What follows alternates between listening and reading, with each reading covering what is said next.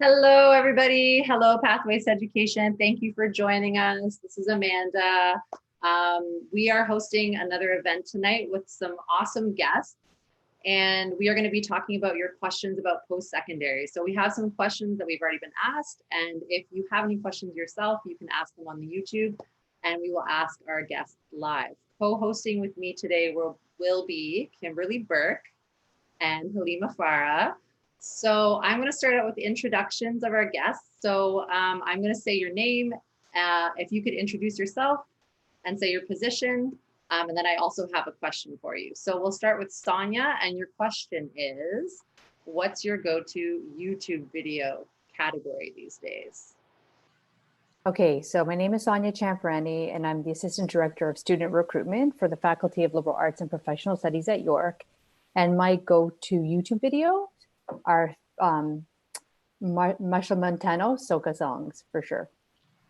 Awesome. Great. Good to have you with us, Sonia. Thank you. Next, we'll go to James. Your name, your title, and what time do you get up in the morning? Be honest. So my name is James Piscucci. I'm a High Yield Liaison Officer with George Brown College, so helping students connect with George Brown and the different programs that we have. In terms of when I get up, that depends on when my son Nathan wakes up. He basically dictates my entire life as we continue to work from home. All right, so you have a built-in alarm clock. Got it. All right, next over to Anne, and your question is, what's your favorite afternoon snack? Hi, I'm Anne Gagne. I'm an educational developer at the Robert Gillespie Academic Skills Center at the University of Toronto, Mississauga. And my favorite afternoon snack would have to be cheese and crackers. I am totally with you on that. And last but not least, we have Rudra and possibly another guest with him. And your question is, what's your favorite social media platform?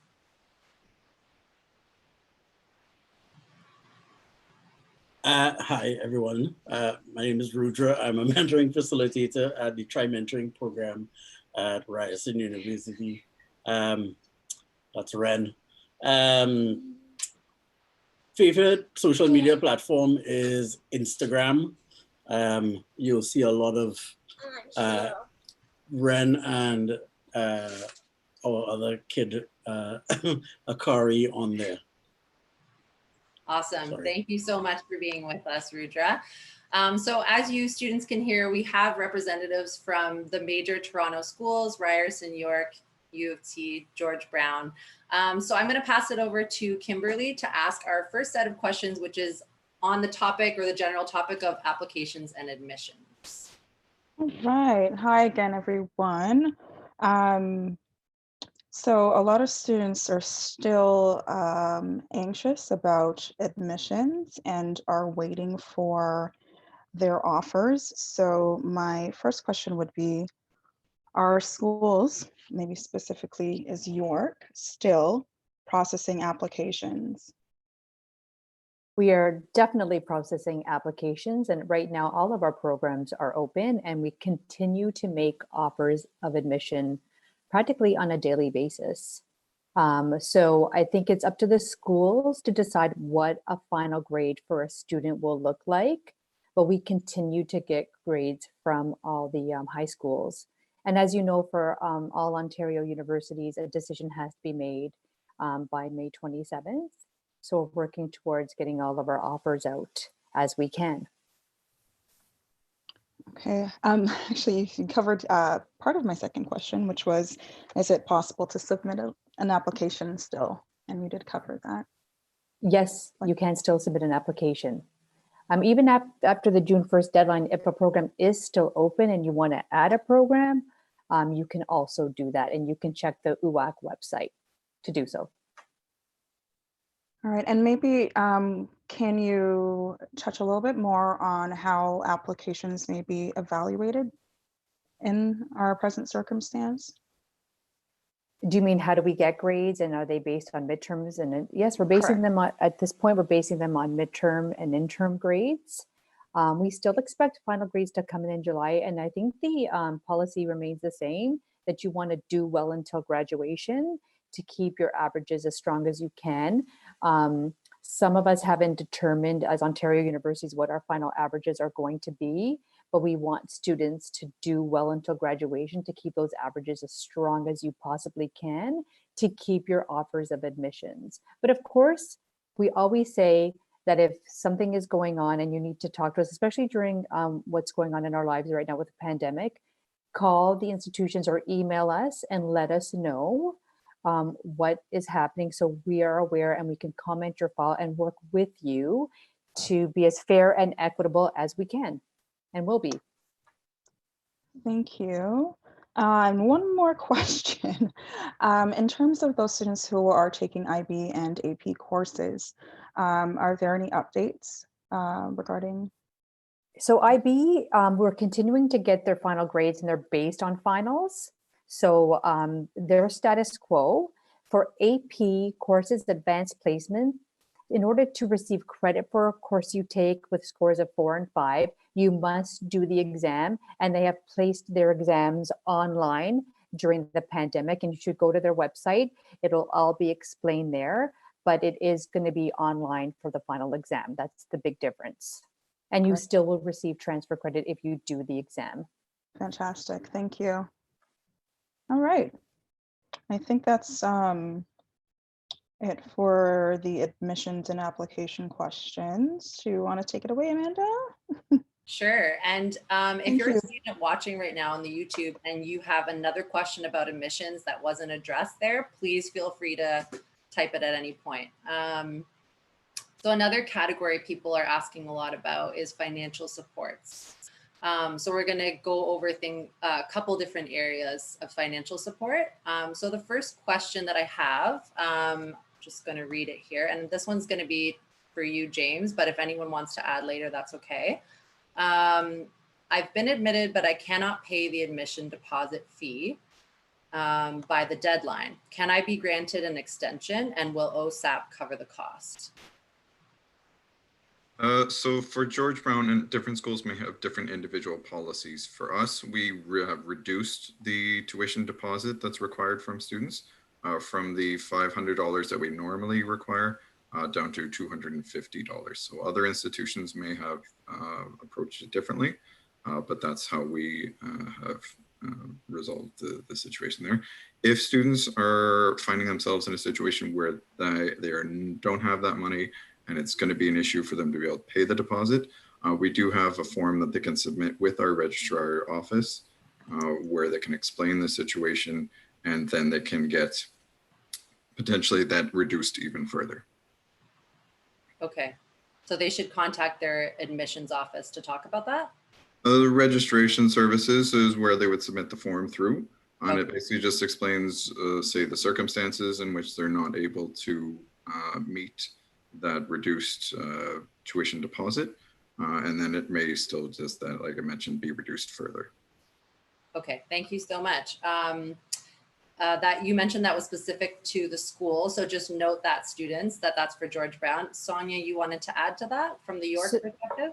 Yes, so we have decreased our enrollment deposit from 300 to 150. And typically we ask students to pay that within 5 days of enrolling in their classes after they've gone through the advising appointment and scheduled their courses.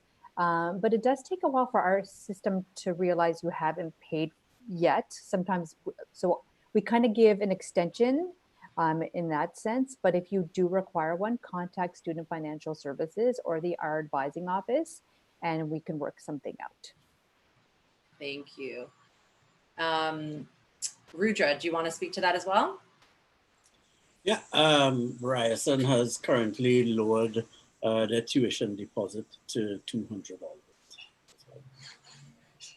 Okay, so this seems to be the trend, is that the tuition deposit has been lowered, but if it's still a problem for you, then you can contact the financial services or whoever it was that sent you the information. I also know, I'm going to throw this one to Kim, that a couple students have asked if currently, because usually in the past, the Pathway Scholarship could cover the tuition deposit. Kim, could you speak to that, what the situation is now? Absolutely. Pathway Scholarship absolutely can cover the tuition deposit. Students should be receiving their emails from Universities Canada that processes, they're the organization that processes our scholarship. So once documents are submitted in terms of their letters of admission, their offer letters, or any kind of documentation that proves that they have been, they're currently enrolled rather in a post-secondary institution, they can direct their scholarship towards whatever fees they see fit. Okay, so your Pathways scholarship can cover that. You just have to make sure that you have the right documentation, which if you follow the link to Universities Canada, they explain all of how to do that. Thank you. And Kim explains it too. Okay, so that covers the admission deposit. Big topic is applying to OSAP.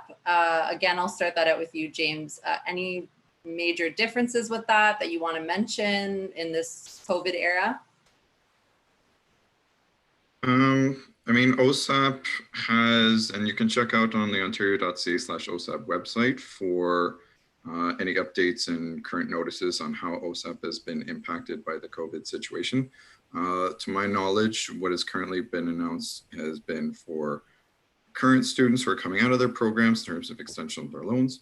But in terms of the audience that we have here tonight for people coming into their programs, that people may actually be able to access more tuition support and grant funding than previously due to loosened restrictions on, say, income and just increased grant support. Okay, thank you. Anyone want to add anything to that, or can we move to the next question? Okay. All right. Another question people have is, how will entrance scholarships be impacted? I will send that to Sonia, if you're okay with that. Of course. So we're still giving out our entrance scholarships. They haven't changed. They're automatically based on, for York, your top 6 4U 4M courses, including prerequisites, based on final averages. So if your averages go up in your finals and you meet the other increment for a higher scholarship, you will receive that. Our entrance scholarships are mostly one-time scholarships, but I do want to say we had an April 1st deadline for scholarships and bursaries. And I always say you miss 100% of the shots you don't take, but students don't seem to apply for them by the deadline. It's in their MyFile account. But in the fall, go to our SFS, Student Financial Services website, and you can apply for scholarships, bursaries, and the work-study program, which means getting a job on campus.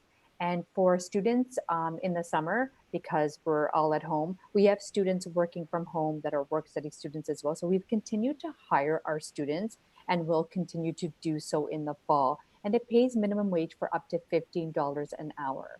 Up to $14 an hour. So it's a great opportunity to work and study and help meet your financial need.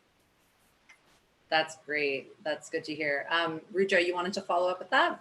Yeah, I don't currently have any information about our entrance scholarships, but the Tri-Mentoring program directly administers a couple of different scholarships for first-year students specifically. We have a scholarship called the Bennett Scholarship, which is for first-generation students. That scholarship is a renewable scholarship for $10,000 per year for 4 years. We also have the BMO Diversity scholarships for first-year students.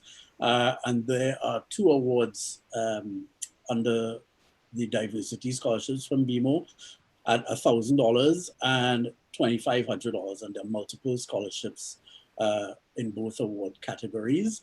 And then finally, for first-year students, we have a mature student scholarship that's specifically for students that are 21 plus when they start their first year at Ryerson and have been away from school for 2 or more years. And there are one-time only awards of $3,000, and there's also renewable awards for up to 4 years of $3,000 each.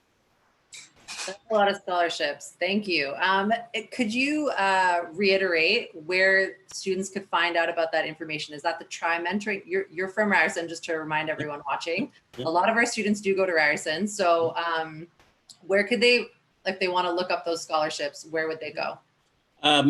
So Ryerson recently rejigged its award application process. So if once you've been accepted into Ryerson, you visit awardspring.ca, you'll be prompted to log in with your Ryerson credentials, and it'll show you every award at Ryerson that you qualify for and are eligible for. Doesn't mean that you're a good fit for that award, right? So it just means that you are eligible based on the information that you complete, that you are eligible for that award. Thank you. So that something that Rudra just mentioned that's important to note, grade 12s, is when you do accept and you create a profile on the school that you're going to be going to, there's often a lot of information and opportunities. So make sure that you're reading your emails, that you're checking that email that you've created with them. James, you wanted to follow up as well on that question about scholarships? So I was just going to mention, in terms of George Brown College and how we operate, we don't have automatic entry scholarships.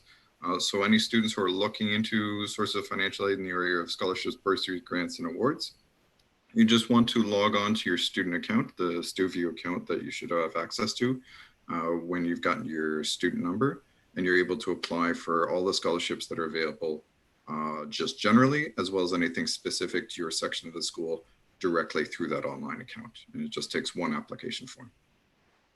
Beautiful. Okay, thank you. Final question under the category of financial support. Kim, you did speak a bit to this already, but the question is, how do we access our Pathways Scholarship? So yes, as I was mentioning, Pathways Regent Park no longer administers the Pathways Scholarship. We have an offsite organization that manages the scholarship for us. Students will be sent information via an email as to the steps, the necessary steps to submit required documentation for those funds to be administered to their post-secondary institutions. Awesome. Thank you. All right, so those are the financial supports available.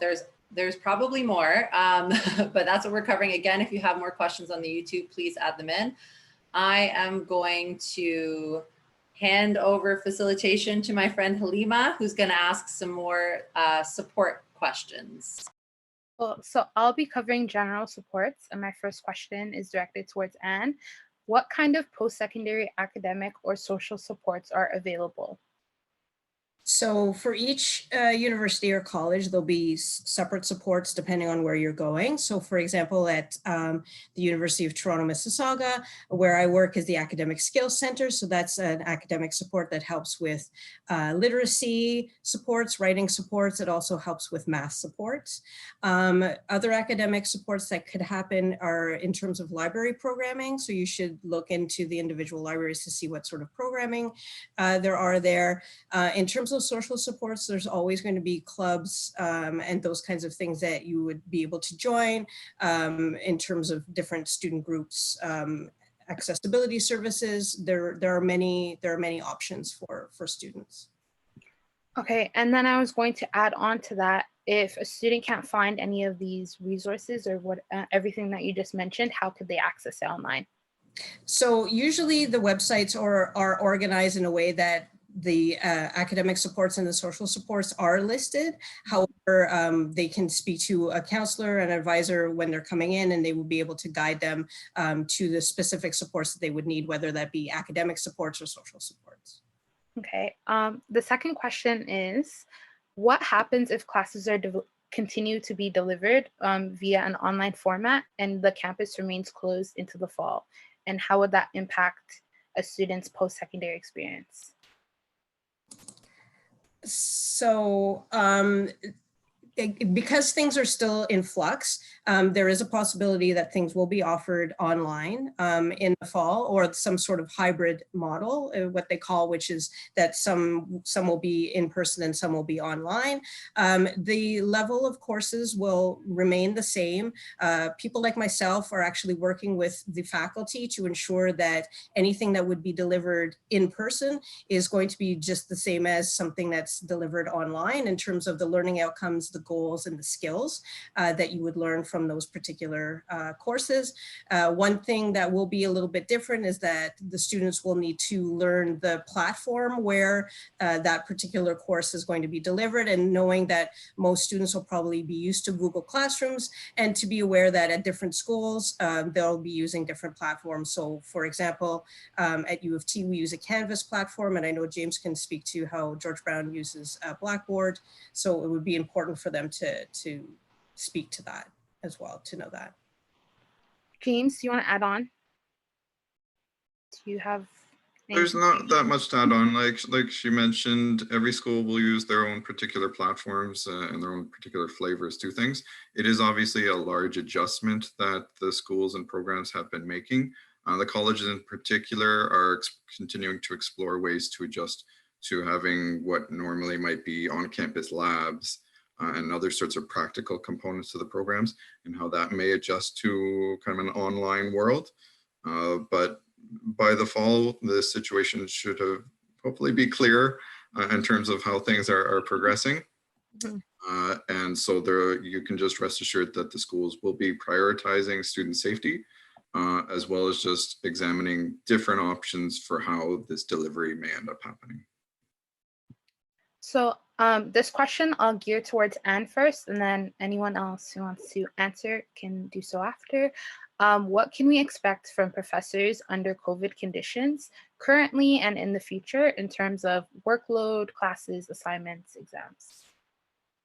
So that's an excellent question. So you're going to be receiving the same amount of communication and interaction with the professors that you would in face-to-face. It'll just be done in a different manner. So it'll be important for the students to communicate with the instructors via email or the platforms that they suggest, and keep those lines of communication open in order to ensure that they know what's going on in terms of the course and what they would need to prepare and those kinds of things. Does anybody else want to add on to that? Those are really excellent points.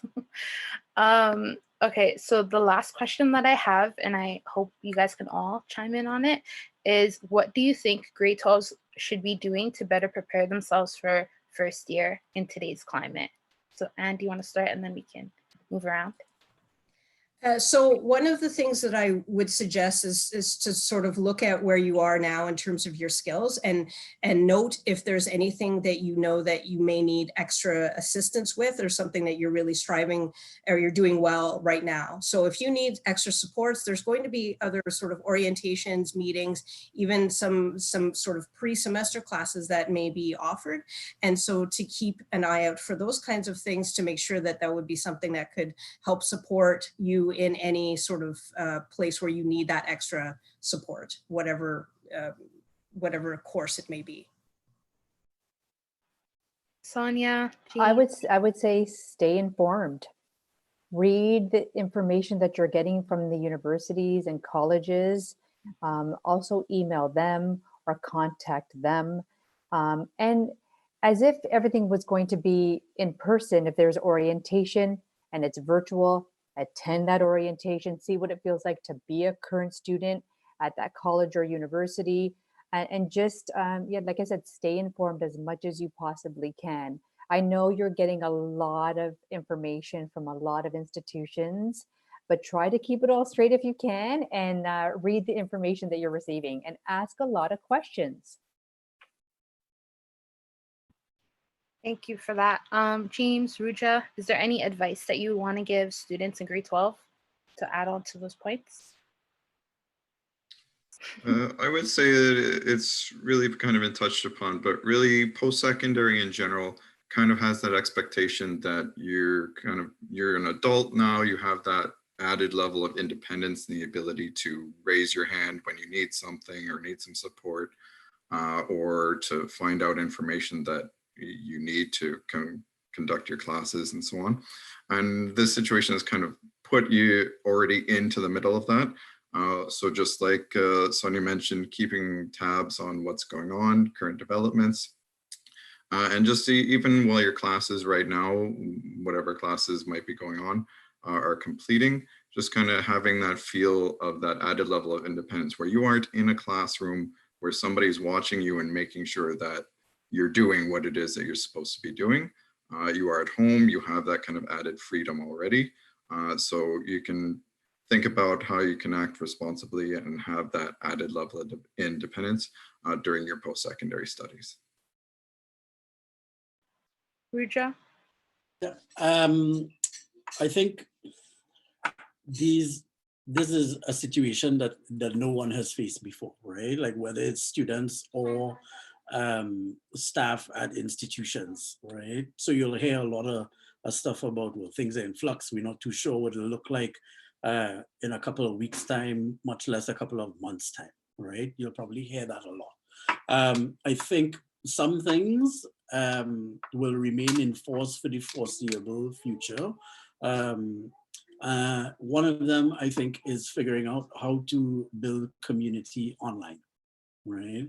I think this current pandemic has opened up like all our eyes to how much we need to be able to provide support to students and to each other in a virtual community, right? Like situations like this. So I think learning how to ask for help and being able to identify what help it is you need, as other people have mentioned, I think is going to be key. And that's scary sometimes, right? And we all get that. And I know that there are people at all of the institutions that are here or any other institution you choose to go to that genuinely want to help you and want to support you in your academic journey and help you achieve success, whatever that looks like for you, right? And I think a big part of whatever post-sec you go to is learning how to connect across difference, right? Because you might be going to institutions that are very foreign to what it is that you know now currently. So figuring out how you can like make connections with people that are not like you is a skill that will help you in post-sec, but just in general in life, right? And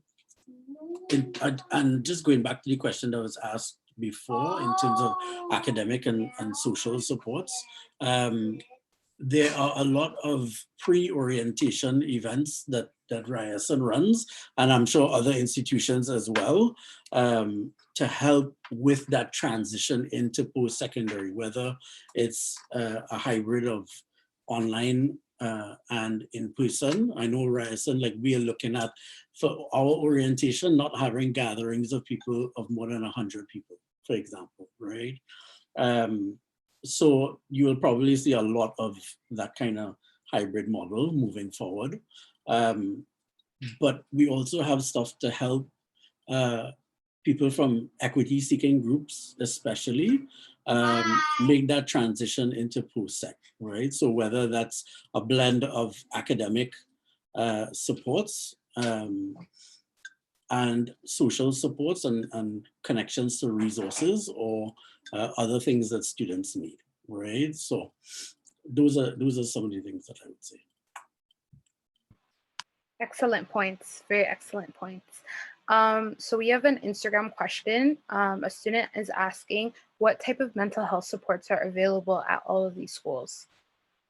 So I don't know who wants to, if you want to raise your hand to answer the question, or if you guys all want to answer the question.